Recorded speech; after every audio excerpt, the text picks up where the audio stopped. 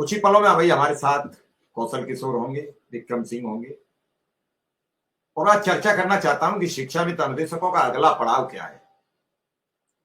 या फिर भरोसे में सभी शिक्षा मित्र धीरे धीरे खाली हाथ अपने घर चले जाए। ये बड़ा सवाल करना एक बड़ी नैतिक जिम्मेदारी है। अगर सवाल नहीं होंगे तो फिर चर्चा किस बात पर होगी।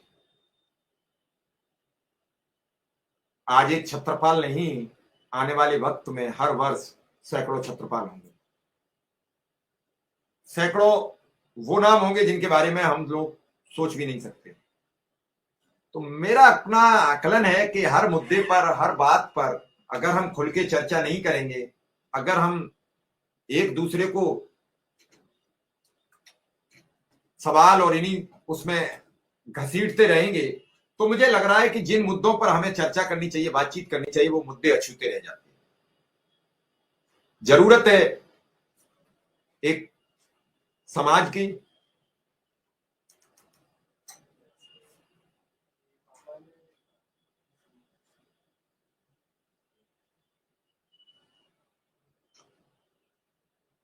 अच्छी खबर की, अच्छी बातचीत की। तो निश्चित रूप से हमारे साथ कौशल जी आ चुके हैं,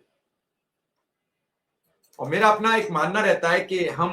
एक अच्छी चर्चा करें। तो मैं सीधा कौशल जी से बात करूंगा। कौशल जी को एक सवाल कर रहा हूं कि कौशल जी, मौजूदा हालात में आप कैसे देख रहे हैं ये सब, कि आज के दौर में अगर सरकार कुछ दे देती तो 2 लाख परिवारों की रोजी रोजगार चलने लगता, रोजी रोटी रुक गई, लोग सेवानिवृत्त होंगे, भरोसे में खाली हाथ ही चले जाएंगे धीरे धीरे। क्या सब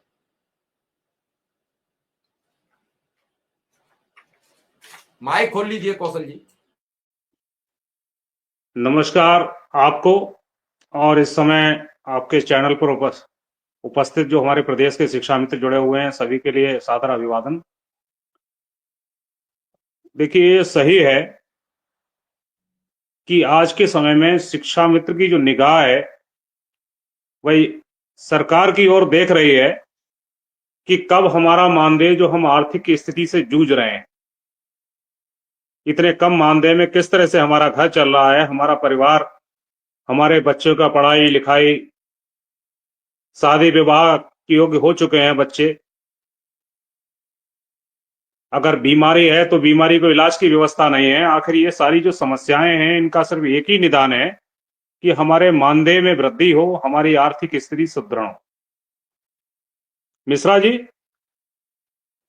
शुरुआत करने से पहले हमारे कुछ साथी आज सुबह फेसबुक के माध्यम से कुछ हमने लिखा था उस पर,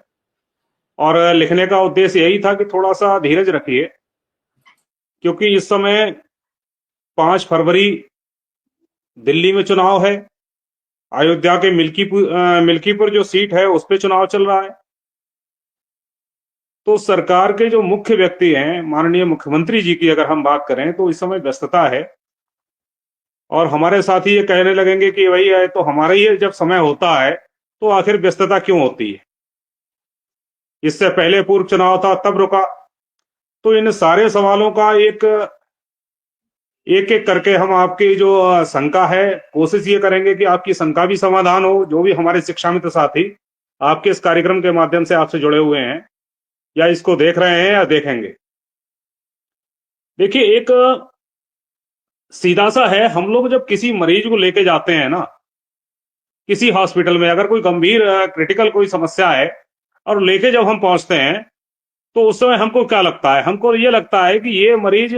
हमारे मरीज से ज्यादा दिक्कत किसी को नहीं। डॉक्टर से बात की जाएगी, डॉक्टर ये चाहते हैं कि जैसे ही लेके पहुंचेंगे तुरंत डॉक्टर को आ जाना चाहिए, हमारा ट्रीटमेंट शुरू हो। लेकिन अगर किसी बड़े हॉस्पिटल में चले जाएं, हमारे साथ भी ये घटना हुई थी कि एक बार बहुत एक्सीडेंटल केस था,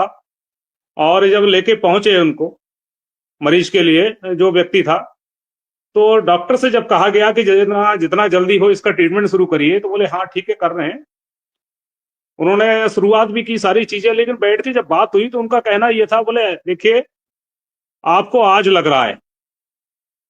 और हमें रोज